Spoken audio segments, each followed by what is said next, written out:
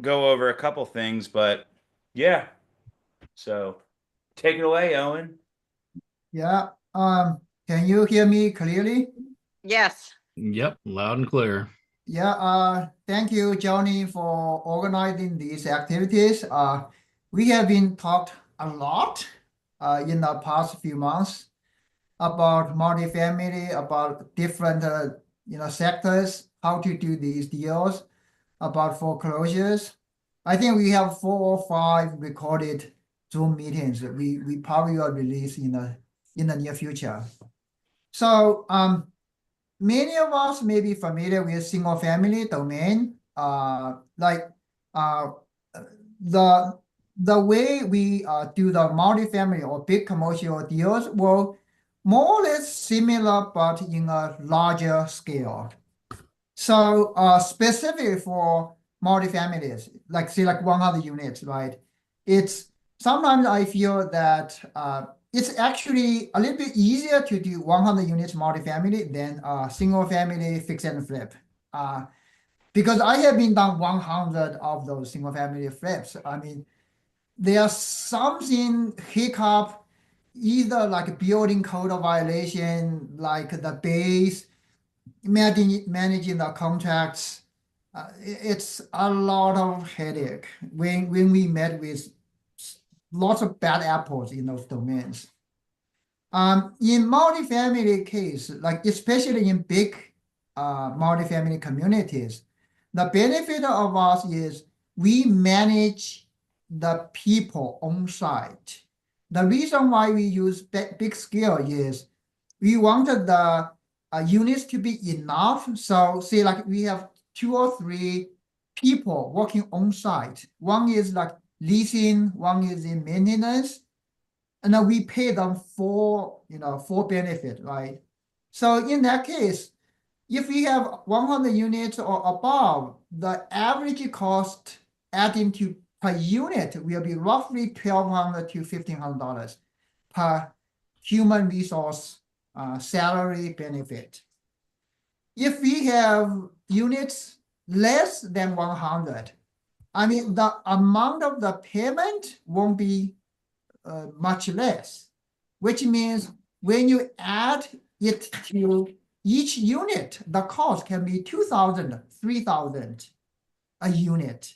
If you have like 40 units, and then you put like 2 people on site to manage that, because it's very rare to find a guy who can do the leasing and also do the maintenance well. It's very difficult. So you need to separate these functions. So that's actually one of the main reasons why we want a bigger multifamily deal, if we can do it. But obviously, like, how can we get there? Like, it's not like a one step big leap way. It's always the step by step building up the stepping stone, and then every time you move a little bit ahead, and that takes time. So, hey Dana, can you mute? Yeah.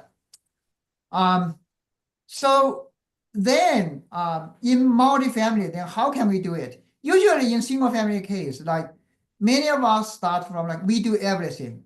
I mean, from finding deals to the house hack, and then to have the capital either from our own pocket or like borrow from our friends. Like we do everything.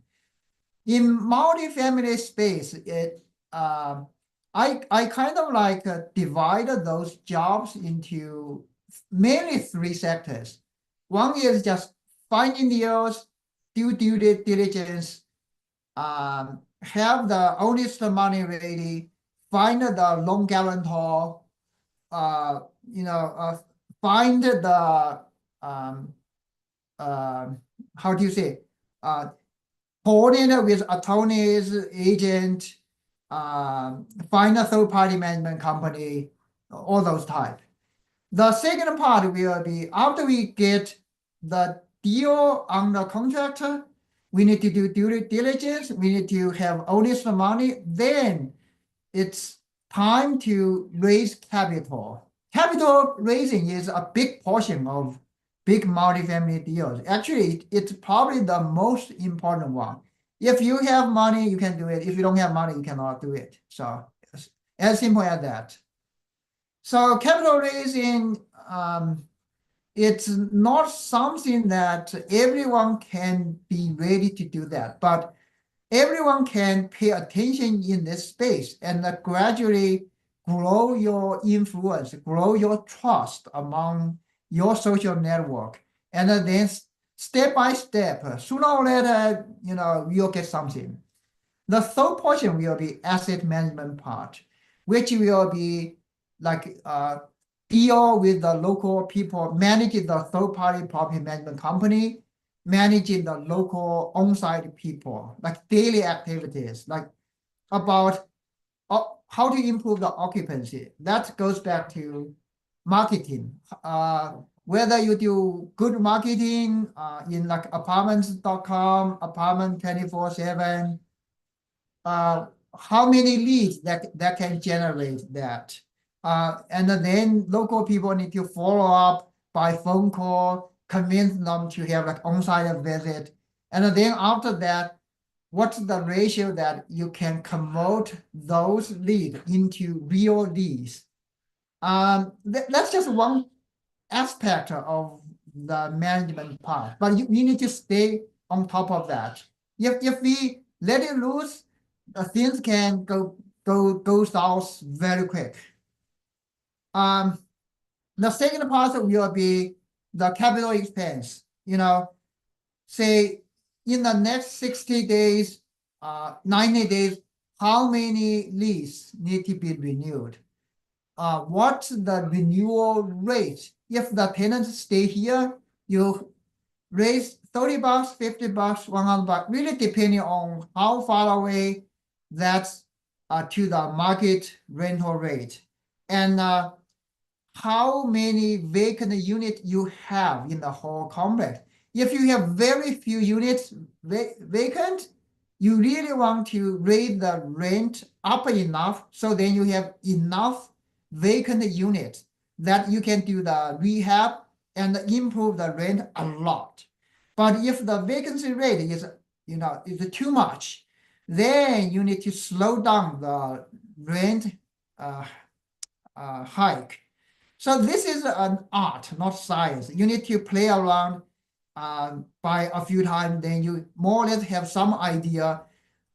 You see, like if there's 10 leases need to be renewed, do you want to be like 50%, remaining 50% to be pushed out? It depends on the factors, right? After that, then you need to decide,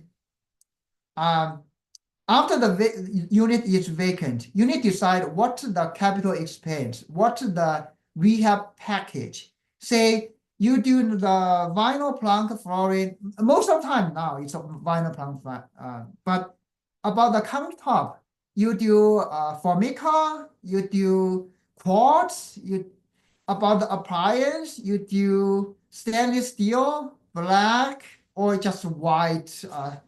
So every piece has some price depending on what the rent premium you can add. You always need to do the calculation of what's the extra budget. Say like stainless steel, I need to spend extra $2,000. But then can you raise the rent by $50? You need to do the calculation. If it's yes, then it may be worth it. If not, then you need to think about, oh, I may not need to spend this $2,000 extra. Same thing about the quartz or Formica. It also depending on whether the unit is in Class C, Class B, or Class A condition, right? So if it's really in Class A location, you really want to make this unit very nice, have smart lockers, smart light fixtures, everything smart audio, all those type, like security camera, right? But you only have like Class D probably, then forget it. I mean, you won't be able to recoup the investment. So all these decision making, you need to have experience in order to know which way to go. And then the third part will be maintenance part, like what every week there's like a report about what went wrong. So by monitoring these cases, you will have rough idea, whether the whole community will have big trouble down the road. Like if you keep see like, oh, there leaks on the ceiling floor, then you will know you must change the roof. Changing roof is a big job for it's probably the one of the biggest capital expense. Changing the roof, the HVAC replacement, the plumbing, the electrical, these are big ones.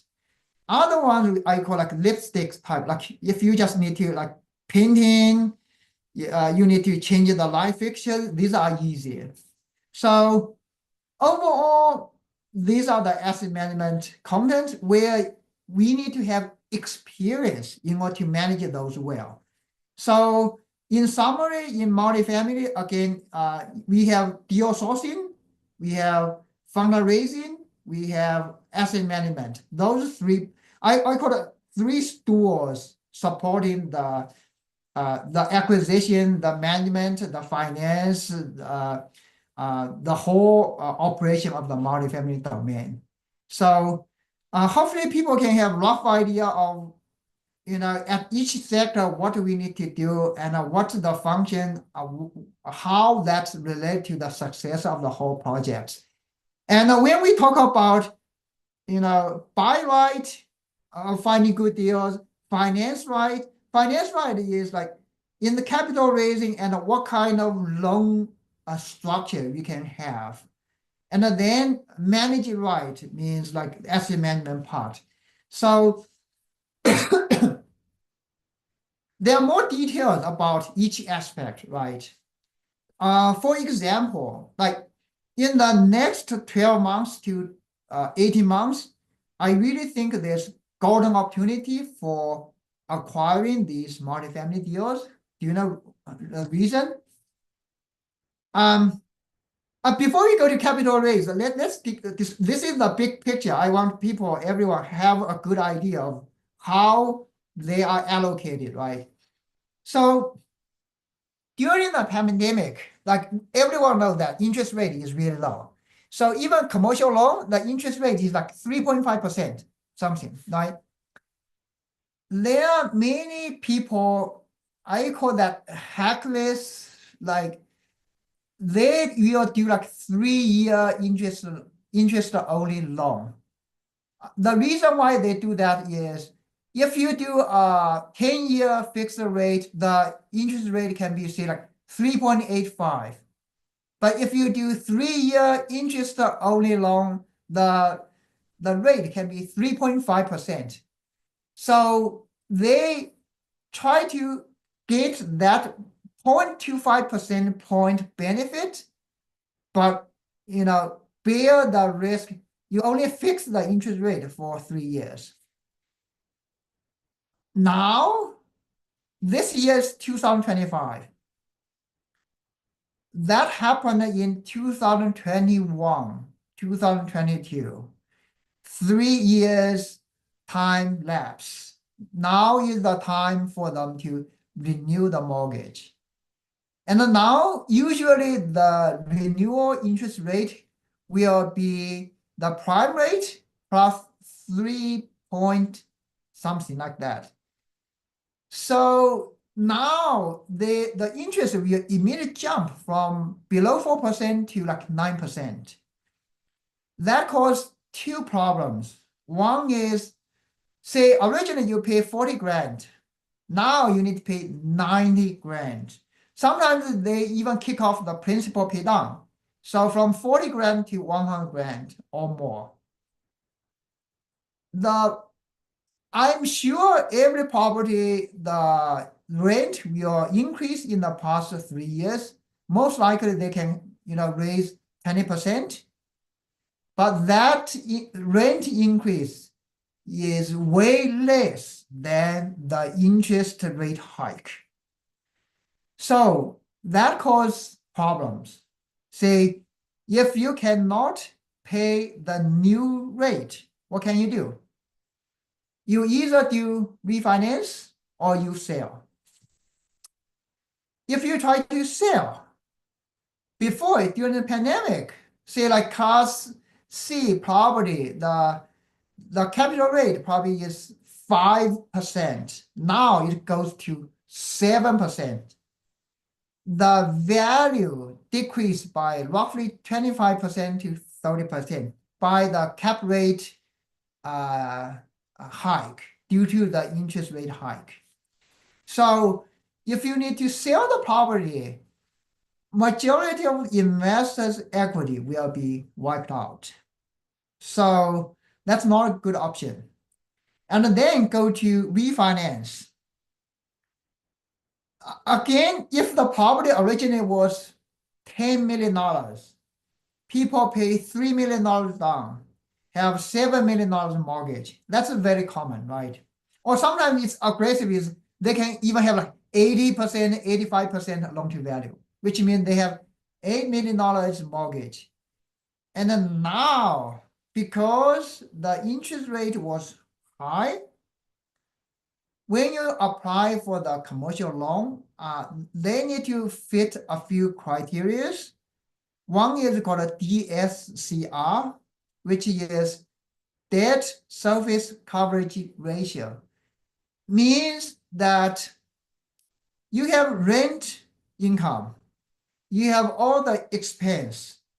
You get rid of that, that goes back to the net operating income, NOI. DSCR means the mortgage expense versus the net operating income. It need to be above 1.25, 1.3%. Like you have NOI of 40 grand, which means your mortgage payment can at most go to 40 grand divided by 1.25, or sometimes it can be 1.4, depending on how conservative the banks. Which means you can only have say like 30 grand mortgage payment, which will limit the amount of loan you can borrow. I mean, all these are like chain reactions going back. So originally you have $8 million loan. Now you can at most mortgage it out, say like 6 million. So there's $2 million gap where that money can come from, which means they need to have capital call, means for all the investors, whoever invest in this project, say originally you invest 100 grand in this deal. Oh, because of this, because of that, now we need you to contribute another 100 grand into the deal. That causes big problem for the operator, for the whole project. And now is the situation. It happens now. So the reason I know that is I kind of like every day I got calls from like brokers from like these deals. Are you interested here? Are you interested there? During pandemic, it's very rare for you to get any call from brokers because it's the buyer's market. It's the seller's market. You need to chase these brokers. Now it's opposite. So that's where I know that there are lots of deals, underwater now. So we are, as buyers now, I think it's a golden opportunity for us to find these distressed properties, mismanaged properties. We can do easy fix up. In 3 to 4 years, invested money can be easily doubled. So that's the opportunity now. So again, these are like the overall picture in the commercial domain. It's a little bit different than in the residential part because residential part, interest rate is high. Like majority of the mortgages will have very low interest. So when it's in this high interest rate environment, people just don't want to sell, which drive up the supply. if the supply is limited, then, supply demand curve just, skewed, which keep the single family residential space price going up and up because supply is limited. In commercial, it's different because it's all cash flow talks. It's all like interest rate will have impact there. So that's where like and as a buyer, I'm waiting for, picking up a few of those deals now. So again, these are like a general scope of multifamily or other commercial real estate space. Again, buy right, find a good deals, distressed, mismanage it. We can do value add improvement. Finance well, for me, I'm very conservative. Like we don't do like 3-year interest only. Like the minimum like loan we demand is at least 5 years. Most of our loans are 7 years, 10 years, or even 30 years fixed rate. So whenever there's market turbulence, we can ride the wave. So then going to finance right means this mortgage is right, and then we will go to capital raising part. And the third part will be asset management. Again, that also demands lots of experience in this domain. So today we are trying to focus about the capital raising. So how can we do that? How like an ordinary Joe can raise like $1 million, $10 million, right? I came to the US with $6,000 debt. So my argument is, if I can do it, everyone can do it. So far I have been raising like $30 million capital for funding all kinds of my deals. But this $30 million is not like one day, one night thing. It's like several years planting the seeds, care for that, wait for that grow. The reason for me to be relatively good in this space is it's my track record. It's my way of, I'm very open to my investors. I'm very open generally to share my, expertise, share my lessons, share my fumbles in those space.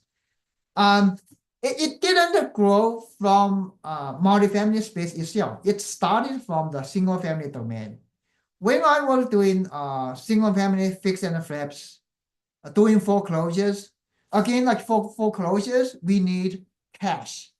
Like if you buy something today, you need to pay off tomorrow. See, the one I just bought a few days ago, it's like $557,000. So I need to have cash in the bank before I can bid for that, because otherwise, where can you get the money in 24 hours to pay off that, right?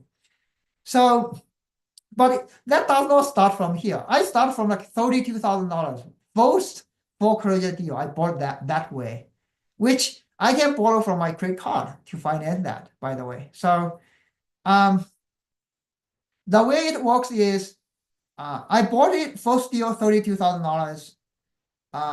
I rented out for $900, $950 for almost 3 years, and then I sold that to the tenant who lived there for $110,000. That's a good run, maybe like 3x in 3 years, 3 or 4x, because the rent already recouped all the investment. So but then second deal, third deal, I bought all those first 4 or 5 deals, all using my own capital, right? But the problem again is that it's very capital intensive. After the 5th or 6th deal, I'm running out of cash. I don't have cash anymore. What can I do? By that time, actually, I had a full-time job. I work from home, work remotely. But I went to Chicago downtown. There's an office space for my previous company. I went there from time to time, just hang out with people, right? So usually sometimes we have like Friday lunch out. Like there are so many like white collar people working in downtown Chicago. So we go out, have a meal, chat, who's doing what. So one day I just said, oh, I'm doing this deal. By the time I bought this 32 grand. I mean, if you check the market rate, it's roughly at least 100K by that time, at least, right? I bought like 70% discount, and I didn't do anything. I rent it out for like $950. Then that actually inspired people. Oh, I have 50 grand. Oh, the other guy said, I have 100 grand. Next time if you have 5 deals, like just, we can invest, we do deals together. That's the way I start my fundraising journey. The first deal is like 50 grand, right? The second will be 100 grand.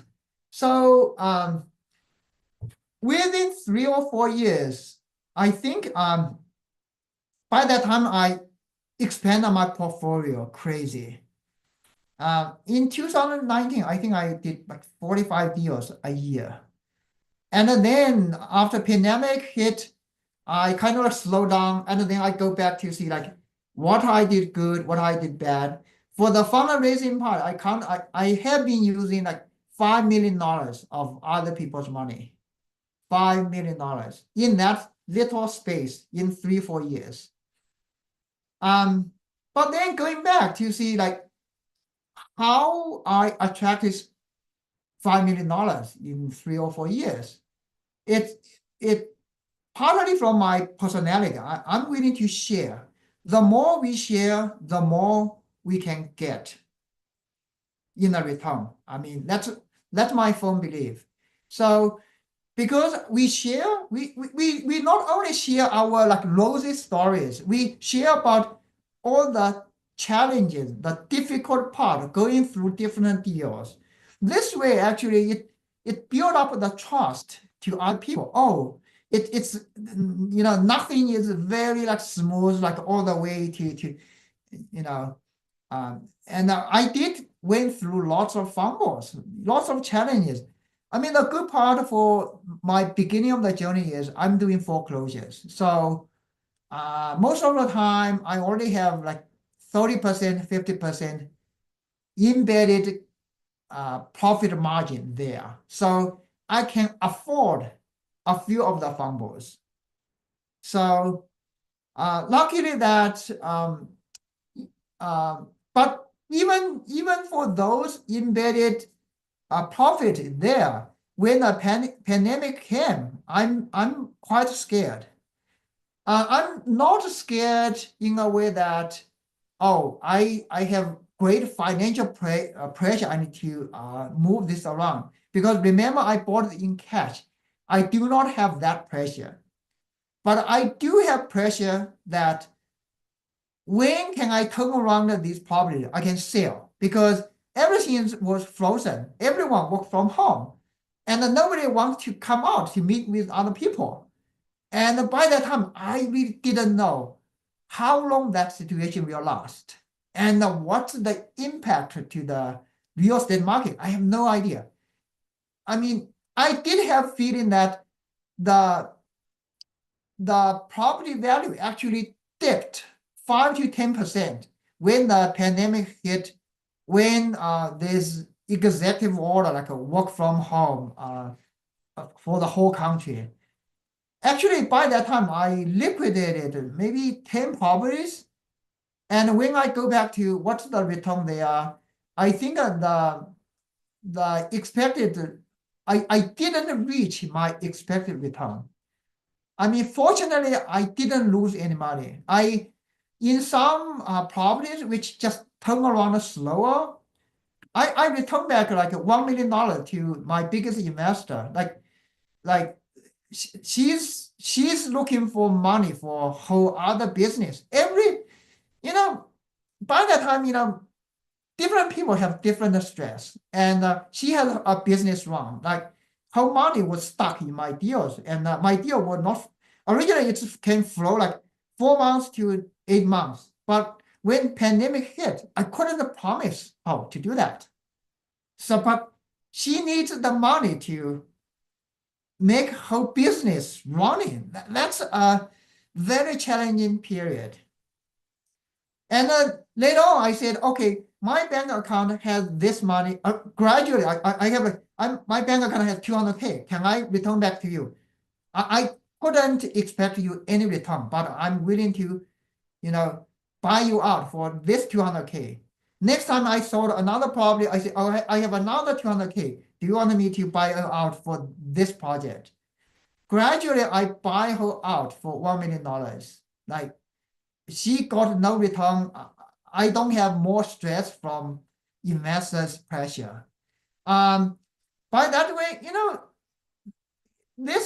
by this way, we are acting honestly. We are acting to the best interest of our investors. And this way is the way to build the trust gradually. So when pandemic came, then I need to think about, what can I do? Because everything was like cracked down, right?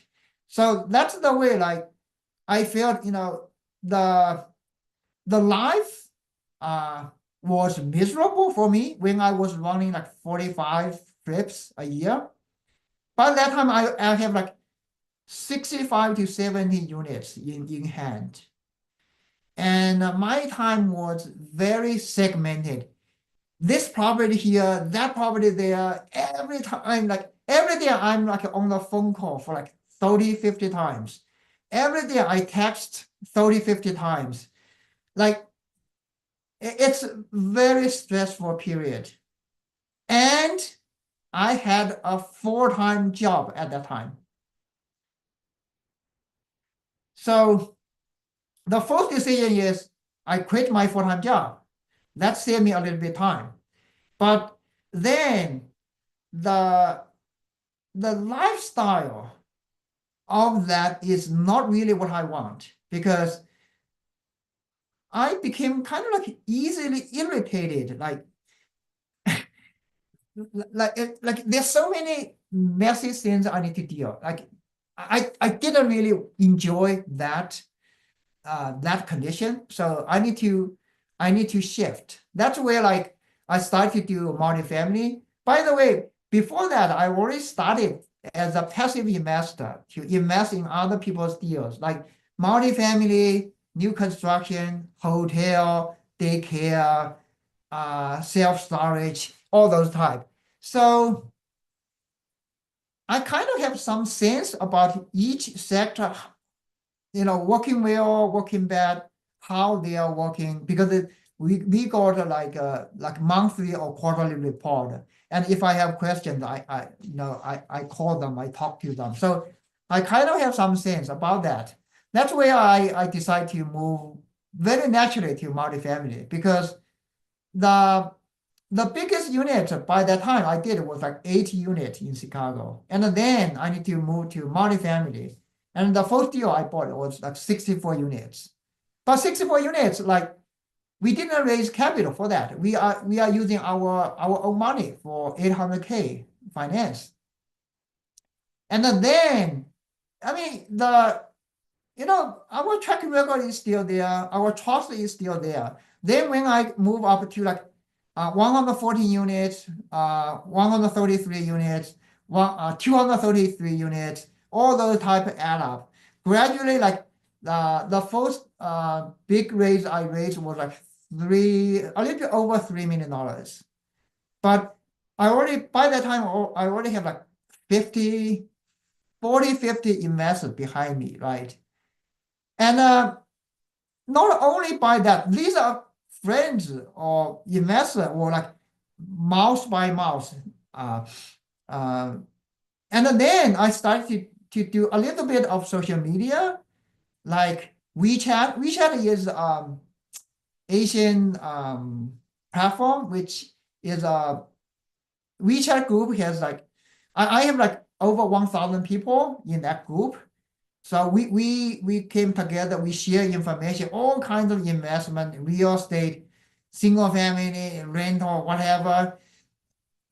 The reason why I created that group is so many people ask me similar questions.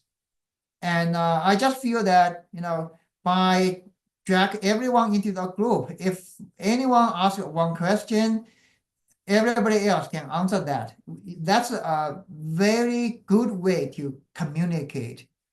From there, I started to do a little bit of my YouTube channel. That group is private. YouTube channel is public. So from I'm just sharing my journey, my experience, my fix and flip, all those stuff, right? But gradually I can feel that propagates much faster than the neighborhood mouse by mouse, friends by friends way. Actually that led me to join a Pace Morbius group. Like I want to learn how he did social media to propagate. And that's the way I raised the capital from 5 million to 30 million staff. And then now, this year, actually, my focus will be my social media because I talked with Johnny, I talked with Water, lots of other people.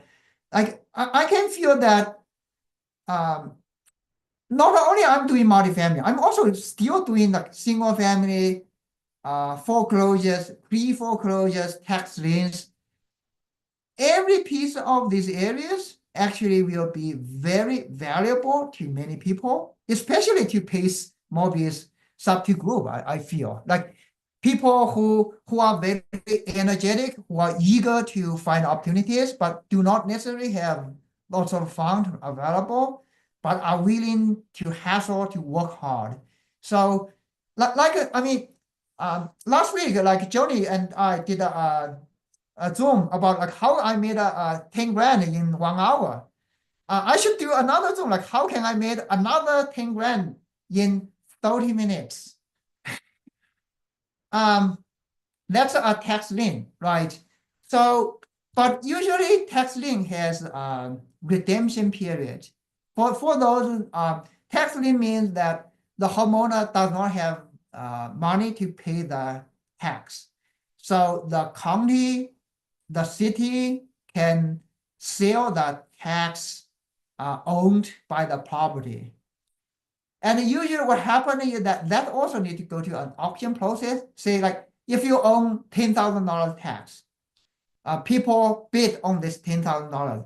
The way they bid the tax lien is, in the first we bid $10,000 with 18% interest. The second bidder said, I bid 10 grand with 15% interest. The third one will, I bid with 9%. With sometimes you can get that amount with 0% interest. Do you know why? Because most likely these properties will be vacant.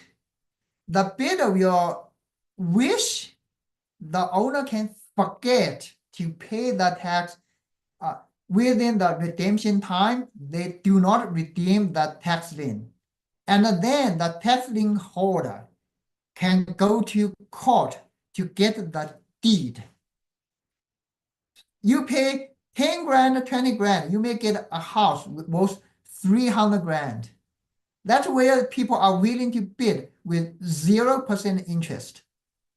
I had a exact example for that. I can show people sometime down the road. But usually tax lien is that you bid 10 grand for that. You go to the lien, right?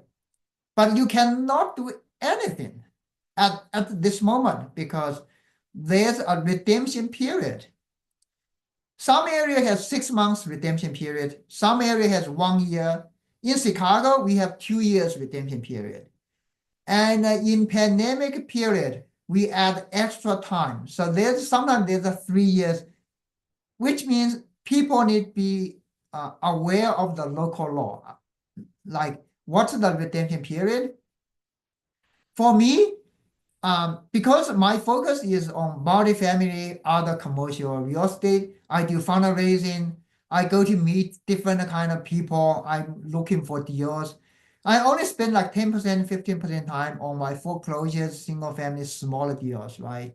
So I have no interest in tax lien at all because with that redemption period of 2 years, it just gave me too much uncertain. I don't really know. Like my capital will be stuck there for 2 years. Like I really didn't like it. But that generated another opportunity. Like there's tax lien which already get over the redemption period. That we call mature tax lien. So the property I got is like I got that property with 55 grand. With 55 grand, you can buy that mature tax lien. I know that property is in good condition. And I think the ARV after repair value will go to 150, 160. It's a townhouse. It's actually in a pretty reasonable condition. The problem is that I'm kind of like, I'm not in this space anymore. And then that area is not exactly what I want to go because I just feel I don't belong there. A funny part is that the other day I stopped by there with my buyer. I actually assigned this deal to him. I made 10 grand for half an hour, but I did visit there with him. Immediately after I stopped there, I mean, I'm stopped by the local resident. Oh, who are you? What do you want? So there's stuff like this in different communities, right? So that's where like my buyer, he's that race and he's very happy. I mean, he was grown up like that community. So and he's very happy. Like I signed this deal to him with 65K because he probably can easily make like 50 grand out of it. But for me, like, okay, I have this information. I know how much that, the buyer can make, I just do a markup. So if I can spend 30 minutes, make 10 grand, it's a good deal for me. So, but for majority of people in sub 2 in this group, it's still a good niche market to do that.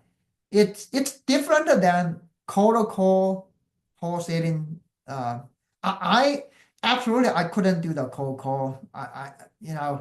But these days, there's opportunities by foreclosures, pre-foreclosures, after foreclosure, the IO space. There's tax lien. There's different along the whole process. There's different opportunities.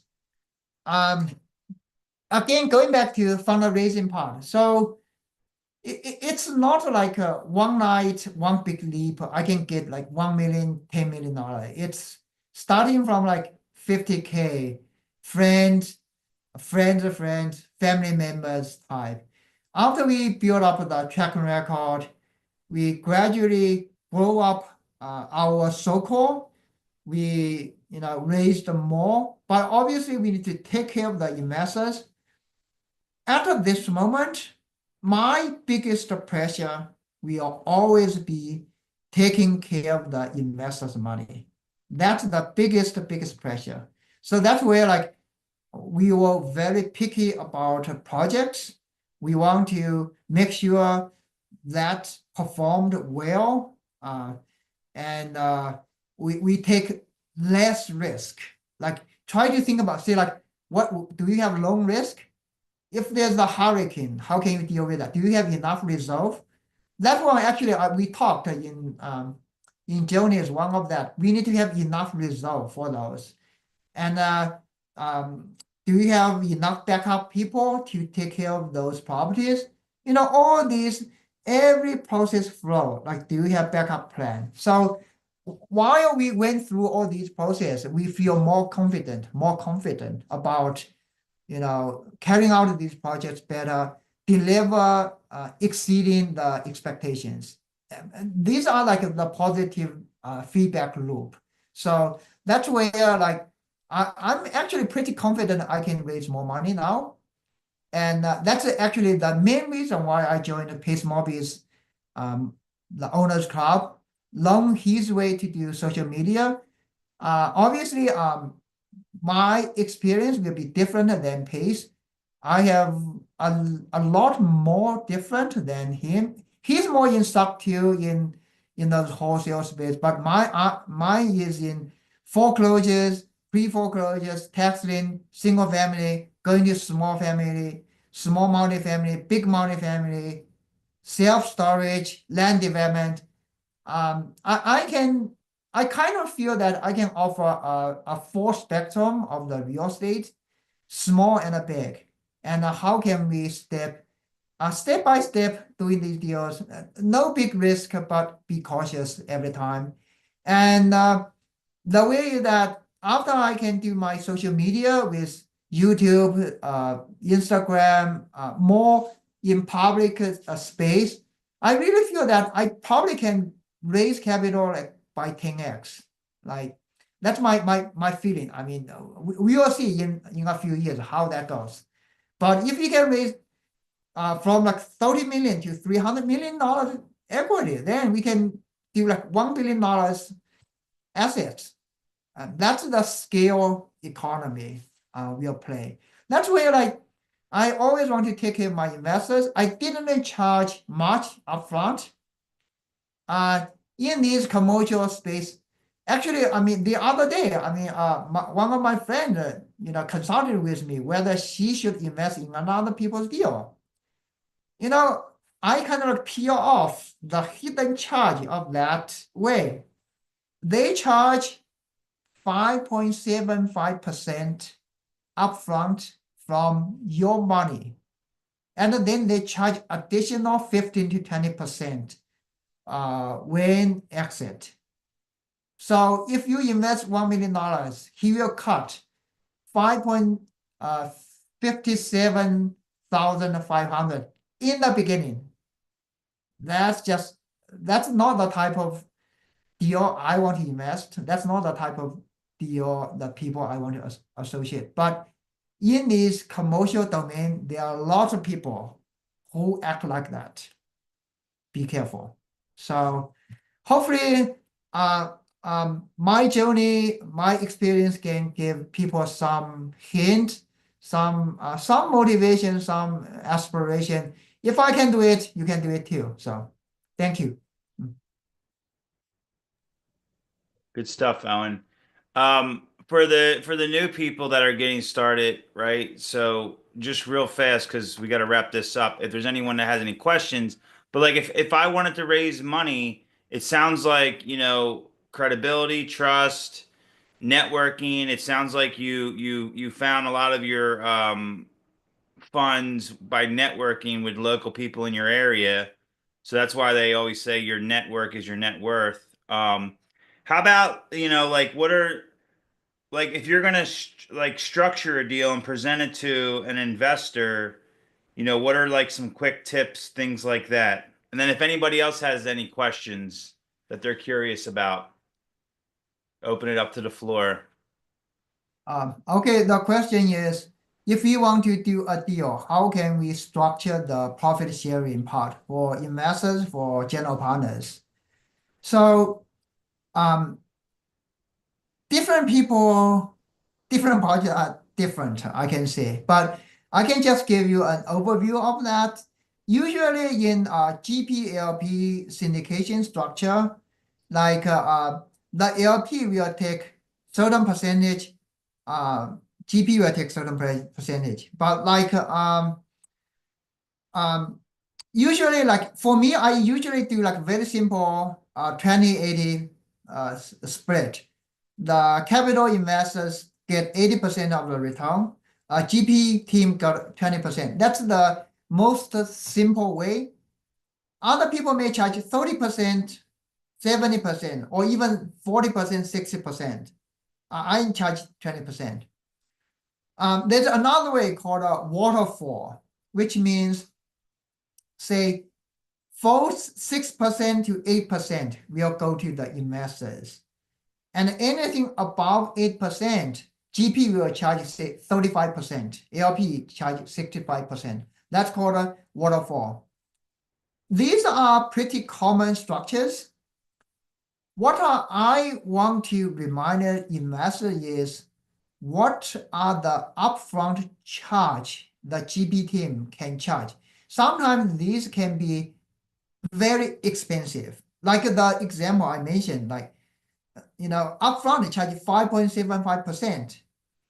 That actually will motivate the GP only to do deals, good deals, bad deals. As long as they can get deals, they get very good paid upfront. That's not good for align the GP LP interests. So be careful about that part.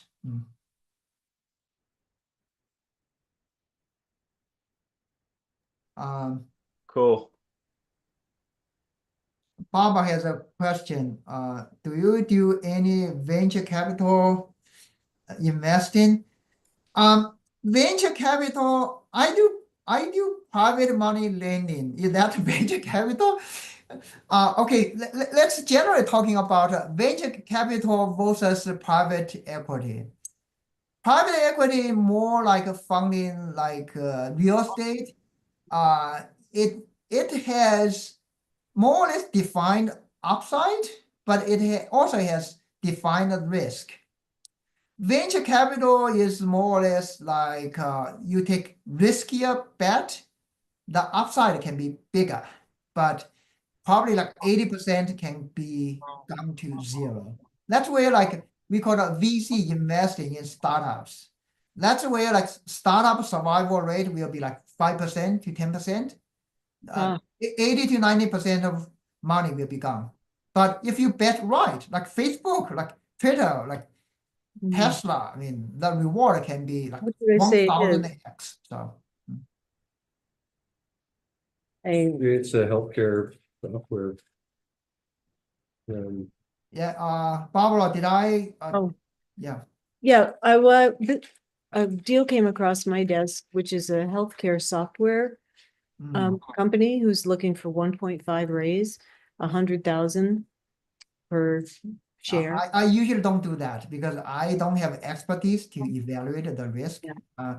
I mean, we have been doing a big difference between real estate investment versus VC is real estate is more or less defined return, defined risk, which like when you like use code, it's like real estate is more or less like this, very smooth.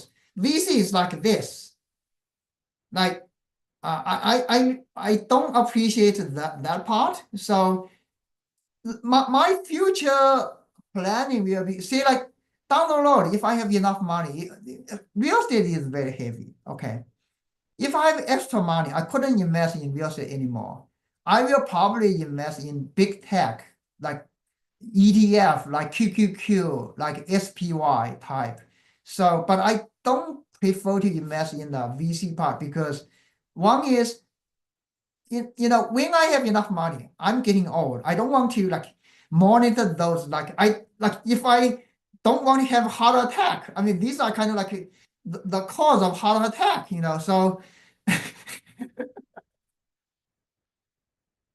yeah, that's just my view. So yeah.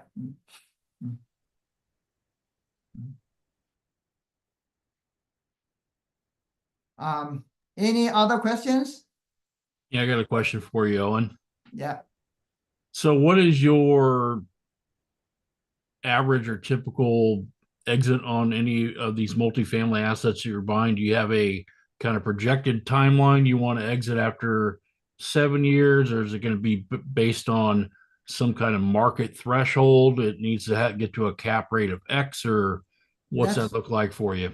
Yeah, that's a very good question. What's the exit strategy? What's the timeline? Usually we do projection of 4 to 5 years. The reason is that after this moment, the buy box for us is we need to have enough cash flow to cushion the downside.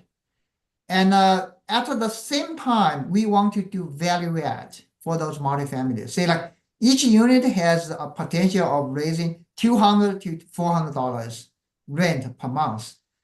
The reason why we do that is it's balancing the downside of risk, because if we have enough cash flow, we can push in the bad market. Say like if there's 30% vacant, can you survive? We do the stress test. After pass the stress test, then we say, what's the upside of the value add portion? Usually cash flow, we are looking for 5% to 10%.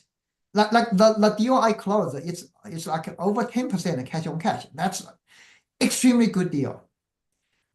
And then if we have say like $200 per month rent hike for each unit, you count usually with $1 increase, the value add is equivalent to $200 value add.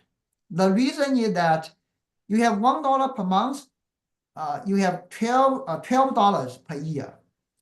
This $12 per year extra revenue does not cost much, because think about that. Whether you raise this $1 or not, your fixed cost is there. You already have people managing their software, anything. The rent hike there will be your net profit. That net profit, $12 per year divided by 6% cap rate, which is $200 value creation. So if you do $200 a month, that's roughly equal to $40,000 value add. If you have 100 units, that will be $4 million value add. That's the calculation.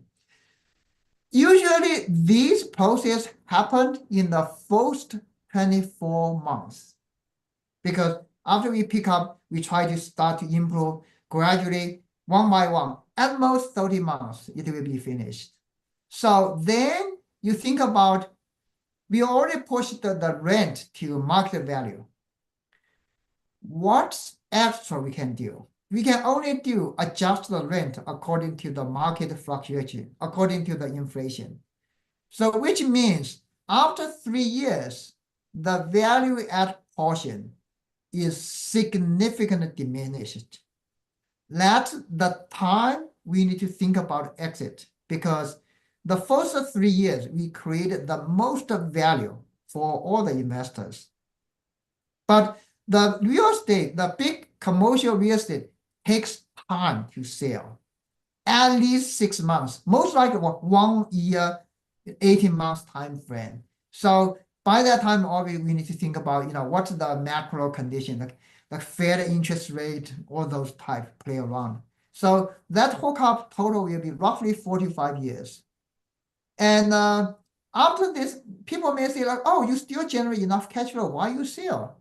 The problem is, in the first 3-4 years, we get like 25-30% return for investor. When you keep it, you can only get like 10% return. So you can sell it, do 1031 exchange to buy another property, which can generate another 25-30% return in the beginning. So hopefully that makes sense. So Yeah, it does. Thank you. yeah.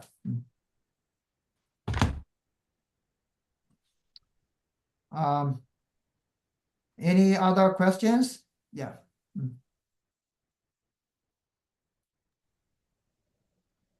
All right. Well, for next week, we'll have a new topic. Any thoughts? If anyone have any topic want to talk, again, like I do from like single family to small multifamily, foreclosures, pre-foreclosures, tax liens, to big multifamily, to self-storage, to land development. And also I can talk about how can I evaluate my partners, because if people feel, oh, I really need some help, I need to form partners with other people to do deals, how can we screen out people? The relationship build up. I have been going through all those, a lot of times. So I probably can provide my perspective, in all these space. That's where actually I want to make content among all these space. So, and also I will use my real examples to show what it looks like, so people have better feeling about that. So, Cool. Let's here, I'm gonna put the screen on here. Let's do a group picture here oh yeah, that would be awesome. Yeah. with all of our AI bots. Who want to show the face? Someone else may want to show their face. So, Well, yeah. Yeah, if anyone wants to turn their camera on. mm. Yeah, whoever Going wants to show once. the Oh, face, we got someone. some. Hey, Dana, Come on, Carlos. Carlos, Walter.